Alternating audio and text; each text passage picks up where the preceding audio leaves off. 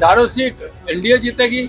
उनकी यात्रा तब समाप्त हो गई, राजनीति की यात्रा। वो तो अपने उस उप मुख्यमंत्री के काल में 6 विभाग रखकर लूटने का काम किए देखे ही, इसलिए वह नहीं है। आप इसलिए उनकी यात्रा करने से कोई फर्क नहीं है। एनडीए में विश्वास है। नमस्कार, आप देख रहे हैं न्यूज़ नेशन। मैं आपके साथ तबजीत सिंह। नेता प्रतिपक्ष तेजस्वी यादव बिहार में यात्रा पर निकलने वाले हैं और 4 सीटों पर उपचुनाव होना है, जिसको लेकर सवाल किया गया केंद्रीय गृह राज्य मंत्री नित्यानंद राय से। तो उनका साफ तौर पे कहना है कि देखिए, तेजस्वी यादव की जो राजनीतिक यात्रा है वो खत्म हो चुकी है। जब वो उप मुख्यमंत्री थे तो 6 विभाग लिए थे और सभी विभाग में लूट किए हैं। और क्या कुछ करे नित्यानंद राय, पहले सुनने की बात। कदम भी उठा रही है और लगातार बांग्लादेश से संपर्क में भी है। माननीय प्रधानमंत्री जी बड़ी संवेदनशीलता के साथ और अति महत्वपूर्ण विषय है इस सोच के साथ वह इसको देख रहे हैं। यात्रा पर तेजस्वी यादव निकल रहे हैं। 4 जगहों पे उपचुनाव होना है बिहार में। हाँ। क्या कहेंगे? चारों सीट एनडीए जीतेगी। उनकी यात्रा तब समाप्त हो गई, राजनीति की यात्रा। वो तो अपने उस उप मुख्यमंत्री के काल में 6 विभाग रखकर लूटने का काम किए देखे ही, इसलिए वह नहीं है। आप इसलिए उनकी यात्रा करने से कोई फर्क नहीं है। एनडीए में विश्वास है। माननीय नरेंद्र मोदी जी विकास की गंगा देश के साथ साथ जो बिहार में बह रही है, और एनडीए का नेतृत्व जो हमारे मुख्यमंत्री जी कर रहे हैं, माननीय नीतीश कुमार जी, सब नीतीश कुमार जी की विकास योजना से और माननीय प्रधानमंत्री की विकास योजनाओं से लाभान्वित हो रहे हैं। लोगों को विकास चाहिए, लोगों को अपने बच्चों का भविष्य सुरक्षित चाहिए। बिहार के लोग अब यह सोच रहे हैं बिहार में जात पात की राजनीति नहीं, विकास की राजनीति। प्रधानमंत्री वायनाड के दौरे भी करेंगे सर। जब मंदिर और मठ का जमीन का भी पंजीकरण अनिवार्य कर दिया। सर, ओपोजिशन लगातार इसका अपोज कर रहा है। वक्फ बोर्ड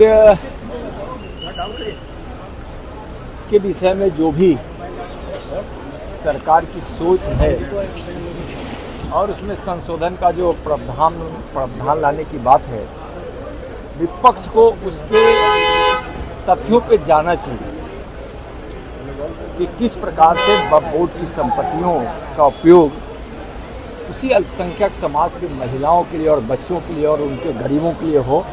इस सोच के साथ ऐसे यह मामला अब जेपीसी में चला गया है, तो वहाँ उस पर चर्चा होगी, उस पर विचार होगा। सर, क्रीमी लेयर पे कल चर्चा चली कि सब क्रीमी लेयर प्रावधान है वो नहीं रहेगा। बिल्कुल मोदी सरकार ने स्पष्ट किया है और माननीय प्रधानमंत्री जी का भी स्पष्ट विचार आया है कि बाबा साहब भीमराव अंबेडकर जी के संविधान में जो एससी और एसटी के आरक्षण का जो प्रावधान है उसमें क्रीमी लेयर नहीं है, इसलिए एससी एसटी के आरक्षण में क्रीमी लेयर नहीं रहेगा।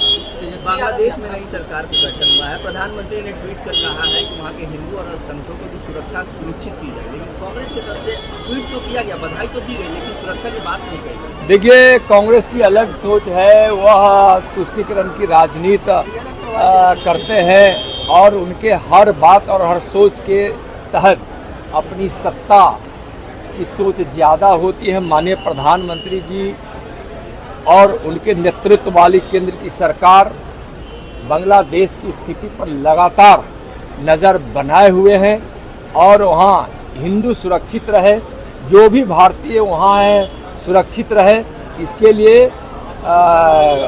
बड़े अधिकारी भारत सरकार के लगातार वहाँ के संपर्क में हैं। और माननीय गृह मंत्री जी ने वहाँ एडीजी बीएसएफ के अध्यक्षता में एक उच्च स्तरीय कमेटी भी बना दिए हैं। गृह मंत्रालय द्वारा उसकी सूची भी जारी हो गई है और वह लगातार पूरी तरह से निगरानी बनाए हुए है। बीएसएफ वहाँ बहुत चौकस है। सर, बिहार 4 जगहों पे उपचुनाव होना, उससे पहले तेजस्वी यादव यात्रा पर निकल रहे हैं, क्या लगता है कि और वहाँ स्पष्ट रूप से बांग्लादेश में जो हिंदू वहाँ सुरक्षित रहे, इसके लिए सरकार चिंतित भी है और उचित कदम भी उठा रही है और लगातार बांग्लादेश से संपर्क में भी है। माननीय प्रधानमंत्री जी बड़ी संवेदनशीलता के साथ और अति महत्वपूर्ण विषय है, इस सोच के साथ वह इसको देख रहे हैं। तो आपने सुना नित्यानंद राय किस तरह से तेजस्वी यादव पर बरसते हुए दिख रहे हैं, और जिस तरह से आरक्षण की बात कही जा रही है, क्रीमी लेयर की बात कही जा रही है, तो उन्होंने साफ तौर पे कहा है कि देखिए संविधान में जो बाबा साहब का संविधान जो लिखे थे उसमें क्रीमी लेयर की बात नहीं कही गई थी। इस तमाम खबरों न्यूज़ के साथ नमस्कार। पनोरमा ग्रुप, जो सोचता है वो करता है।